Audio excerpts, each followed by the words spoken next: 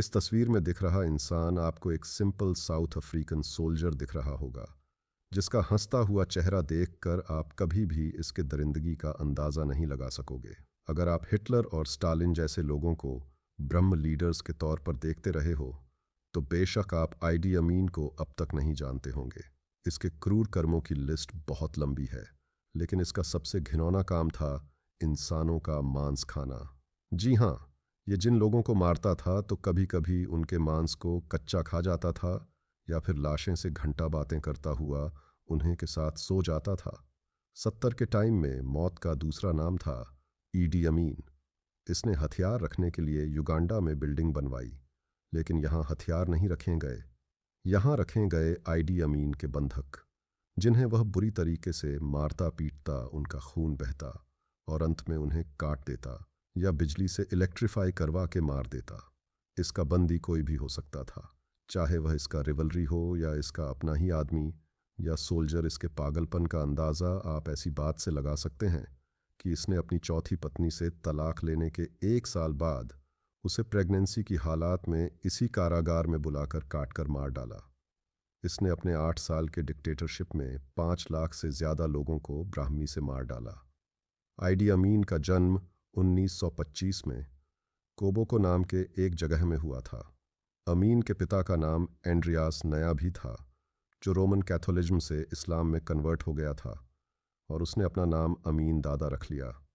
जब इसका पहला बेटा जन्म नायाब ने इसे नाम दिया, जल्दी ही ईडी अमीन के माँ बाप अलग हो गए, और तब अमीन की माँ इसे अपने साथ लेकर बम्बू सिटी में गई। शहर में गुजारा करना आसान नहीं था, ऊपर से भयानक गरीबी थी। अब खाने के पैसे भी पूरे नहीं हो रहे थे, तो पढ़ाई का खर्चा अमीन की माँ कैसे उठा पाती। इसीलिए अमीन की माँ उसे ज़्यादा नहीं पढ़ा पी। लगभग चौथी क्लास तक पढ़ने के बाद अमीन पैसे कमाने के काम में लग गया। कई सारे छोटे मोटे काम करने के बाद उसने किंग अफ्रीकन राइफल्स ज्वाइन कर लिया, जो कि उन दोनों ब्रिटिश कॉलोनाइजेशन आर्मी का विंग था। वहाँ के लोग नेचर के काफ़ी करीब होते थे। उनके यहाँ रहन सहन का तरीका काफ़ी अलग था। वो जानवरों को मारकर उसका खून पी जाया करते थे, उसके मांस को कच्चा खा लिया करते थे। कई सारे रिचुअल्स में कुर्बानी देना और मार काट इस ड्राइव के लिए बड़ी बात नहीं थी। ऐसी एनवायरनमेंट में बड़े होने की वजह से अमीन भी काफ़ी खूंखार स्वभाव का था, और जैसे जैसे उसे पावर मिलता गया, उसका यह हिंसक स्वभाव बढ़ता गया। 1946 में इसने आर्मी ज्वाइन की, जहां इसे किंग अफ्रीकन राइफल में बावर्ची का काम दिया गया। इसलिए ब्रिटिश के खिलाफ बहुत वफादारी दिखाई।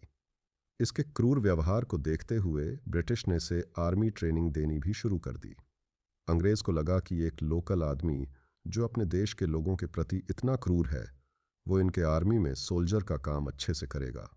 King African royal fish British army का वो हिस्सा था जो ब्रिटिश गवर्नमेंट के खिलाफ हो रहे विद्रोह को ख़त्म करने का काम किया करता था। इसी साल इसे सेवा के लिए केन्या भेज दिया गया, जहां इसने 1949 तक दिल से काम किया।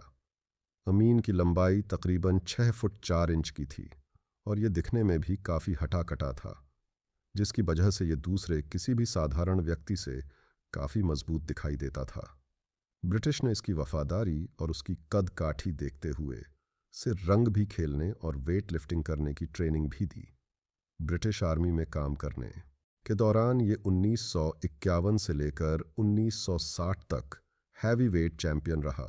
जब ब्रिटिश ने इसे अपने ही देश के लोगों के खिलाफ निर्दयी एक्शंस लेते हुए देखा, तब उन्होंने इसे सोमाली रिबेल्स के खिलाफ जंग लड़ने के लिए नॉर्थ केन्या भेज दिया, जहां इन्होंने 1952 में केन्या के मऊ मऊ विद्रोह के खिलाफ जंग में हिस्सा लिया और बड़े ही ब्राह्मी से लोगों को मारा। इस विद्रोह को दबाने में अमीन ने बहुत खून खराब मचाया, लोगों को जिंदा ज़मीन में गाड़ने लगा, उन्हें गाजर मूली की तरह काटने लगा। यहाँ से वापस आने के बाद ब्रिटिश ने इसे पहले कॉर्पोरल और फिर साजन के तौर पर प्रमोट कर दिया।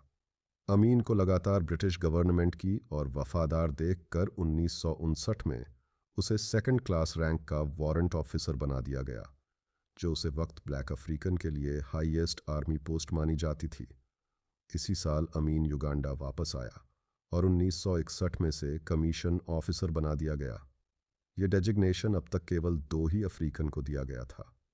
इन्हीं दोनों अमीन ने पूरे युगांडा में आतंक का कहर मचा दिया था।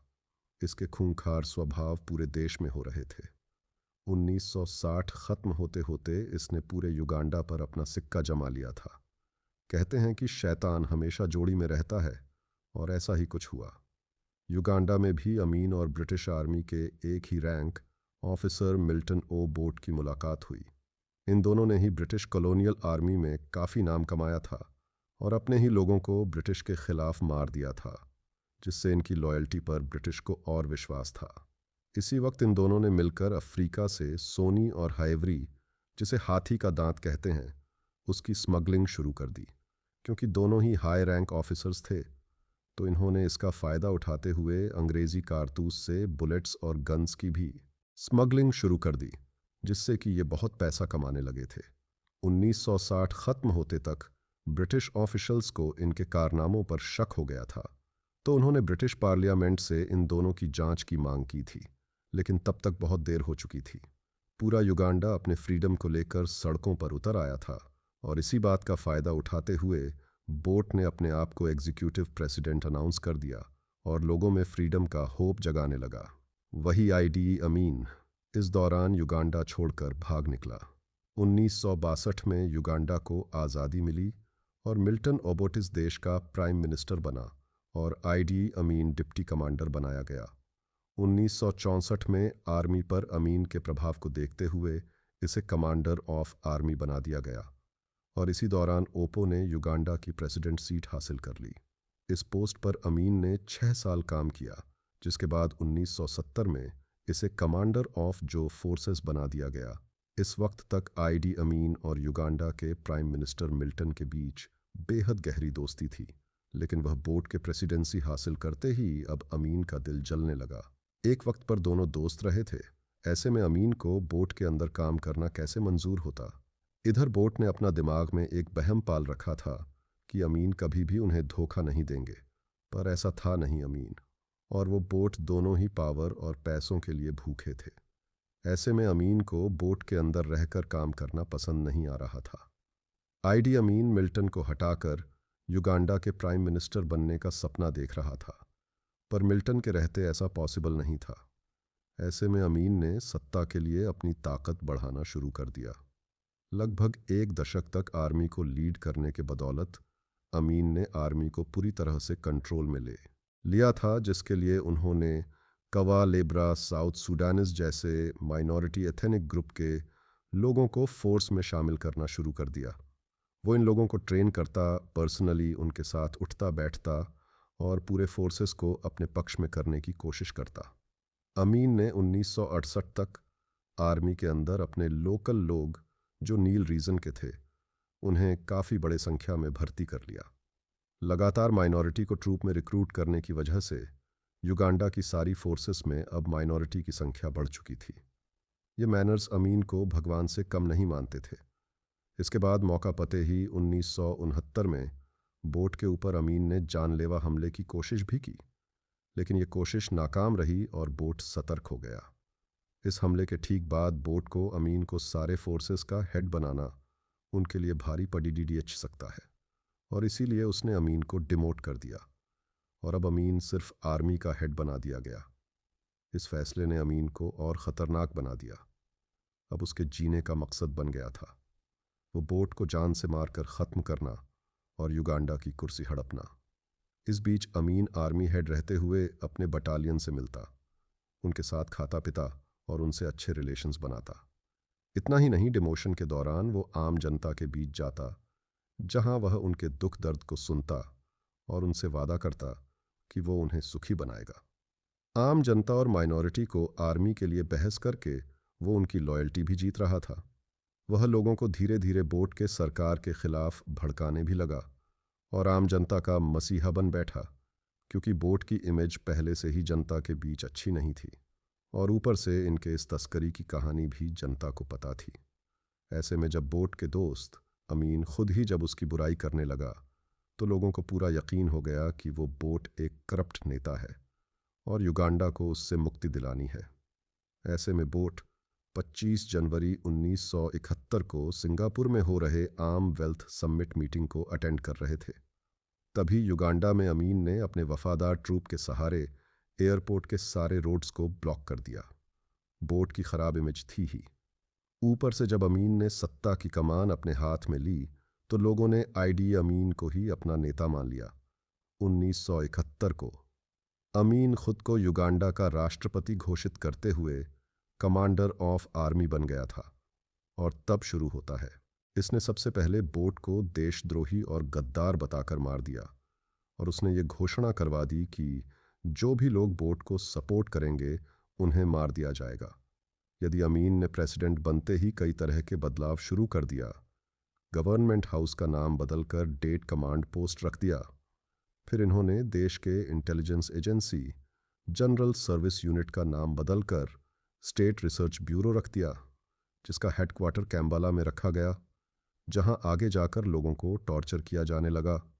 इसी बीच इसने प्रोफेशनल किलर की एक आर्मी तैयार करवाई, जिनका एक ही काम था और वो था लोगों को शक के आधार पर जान से मार देना। इसी दौरान आईडी अमीन ने जिंजा और बराड़ा के लोगों को बड़े ब्राह्मी से मरवाया। 1992 में बोट टैंजानिया में थे, जहां उन्होंने 20,000 रिफ्यूजी को लेकर एक आर्मी बनाई और युगांडा पहुंचते ही इन्होंने आईडीआई अमीन की सैनिकों पर हमला कर दिया। लेकिन इनका यह प्लेन सक्सेसफुल नहीं हो पाया। इस हमले से बौखलाया अमीन युगांडा से सिर्फ शक के आधार पर लोगों और अछोली कम्युनिटी के लोगों को जान से मारवा देता है। इस समुदाय से लगभग 5,000 सैनिकों और 10,000 से ज़्यादा आम लोग होते हैं, जिन्हें गद्दार मानकर अमीन मौत के घाट उतार देता है। आईडी अमीन युगांडा में सिर्फ मुस्लिम कम्युनिटी को बढ़ावा दे रहा था।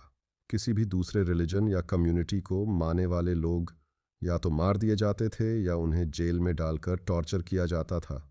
अमीन के दरिंदगी का शिकार धीरे धीरे सभी होने लगे, जैसे रिलीजियस लीडर्स, इतने ग्रुप के मेंबर्स, स्टूडेंट लॉयर्स और वो सब लोग जो पढ़े लिखे समुदाय से बिलोंग करते थे। इन लोगों को मारवा कर यह नील रिवर में फेंक देता था, जिससे कि एक बार नील नदी पर बना विक्टोरिया डैम शवों से जाम हो गया। इसके घर में इसने अंडरग्राउंड टनल्स बनवाए थे, जिसमें लोगों को पकड़ पकड़ कर लाता था और उन्हें तरह तरह से टॉर्चर करके मार देता था। कई बार तो यह लोगों के हाथ पैर काट देता था, उनके होंठ काट देता था और उन्हें तड़प तड़प के गैस चेंबर में डालकर मार देता। महिलाओं के जेनिटल और ब्रेस्ट वगैरह जैसे अंगों को काटकर उनसे घंटों बातें करता और अंत में उन्हें भी मार देता। लोगों को मरने के लिए इसने concentration campus gas chambers, electrified water tanks जैसी भयानक चीज़ बना रखी थी। ये सब सुनकर अगर आपको नाजी कैंप्स याद आ रहा हो तो आप ये समझ ही गए होंगे कि अमीन को यह प्रेरणा कहाँ से मिली थी। एडल्फ हिटलर को आइडलाइज करता था और इसका मानना था कि हिटलर ने जो जूविश के साथ किया ठीक किया और वैसा ही सलूक उसे अपने देश के लोगों के साथ करना चाहिए। इसके दिमागी पागलपन का हद तो तब पार कर दी जब 1972 की एक सुबह इस उठकर घोषणा कर दी कि एशिया अब युगांडा को खाली कर दे। उगांडा इज फॉर युगांडन्स ओनली का नारा उसने युगांडा के गली गली में फैला दिया। इसने कहा कि एशियन और यूरोपियंस को हटाना मेरा डिसीजन नहीं है, बल्कि अल्लाह ने मेरे सपना में आकर कहा है कि लोगों को देश से भागो, क्योंकि ये लोग देश की पूरे इकॉनमी को लूट रहे हैं। 4 अगस्त 1972 तक आईडी अमीन द्वारा एक फरमान जारी की जाती है, जिसे ऑर्डर द एक्सपल्शन नाम दिया गया। इसमें 50,000 लोगों को चुना गया जो एशियन थे और जिनके पास ब्रिटिश पासपोर्ट था। फिर 60,000 उन लोगों को चुनाव गया जो युगांडा के नागरिक नहीं थे। इनमें से कई लोगों को मार दिया गया और कई लोग डर से देश छोड़कर दूसरी जगह पर चले गए। अमीन के डर के मारे रातों रात युगांडा खाली कर दिया। जो लोग युगांडा छोड़कर नहीं गए उनके साथ बहुत बुरा बर्ताव किया गया। उन्हें पकड़कर दीवार में छनवा दिया गया, जहां ना तो हवा आने का रास्ता था और ना ही बाहर भागने का। इन तहखानों के दरवाज़ा को इलेक्ट्रीफाई कर दिया गया था, जिससे कि ड्रेस पासिंग करने वाले बिजली के झटका से मारे जाते। ऐसी स्थिति में लोगों का दम घुट गया। कुछ लोगों को पकड़ के उसने हाथ पैर काट दिए और उन्हें जिंदा मगरमच्छ के आगे फेंक दिया। इसकी ऐसी आतंक देखकर अब युगांडा के सिटीजन्स भी डरने लगे। इनके प्रॉपर्टी और फैक्ट्री को अमीन ने अपने अनट्रेन्ड आर्मी के हाथों सौंप दिया, जिनकी वजह से देश की अर्थव्यवस्था बेहद कमज़ोर हो गई। एक टाइम पर एशियन और यूरोपियंस द्वारा 90% इकोनॉमी सपोर्ट युगांडा को मिल रहा था, जिसे अपने फैसला से अमीन ने बर्बाद कर दिया और जिसके बाद युगांडा की अर्थव्यवस्था को कोलैप्स कर जाती है।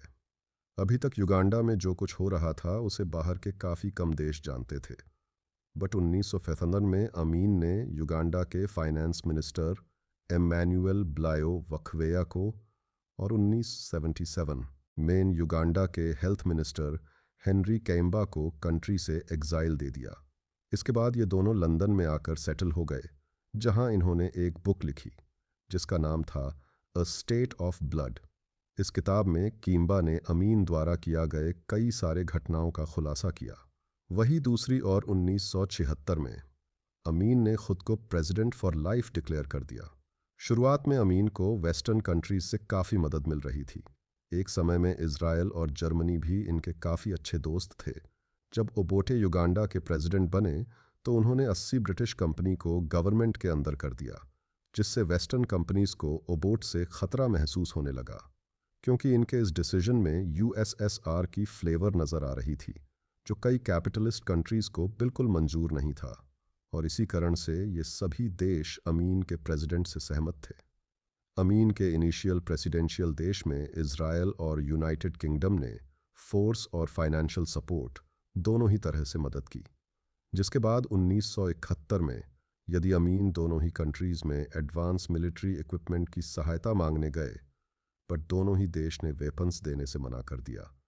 इस बात से अमीन बौखला गया और उसने इसके बदले जो किया उससे इंसानियत शर्मसार हो गए। इसलिए कई हजार इजराइल को बंदी बना लिया और उनका खुलेआम जेनोसाइड कर दिया गया। इस बात पर अमीन ने कहा था कि इस जेनोसाइड की सही जगह जर्मनी होनी चाहिए थी, जहां उसके रोल मॉडल एडोल्फ हिटलर ने कभी जो जूस को मरवाया था।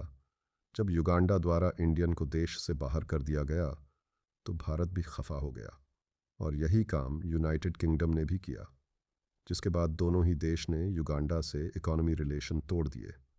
बट युगांडा को इस बात से बहुत ज़्यादा परेशानी नहीं हुई, क्योंकि इस वक्त इसकी मदद लिबिया यूएसए और यूएसएसआर कर रहा था।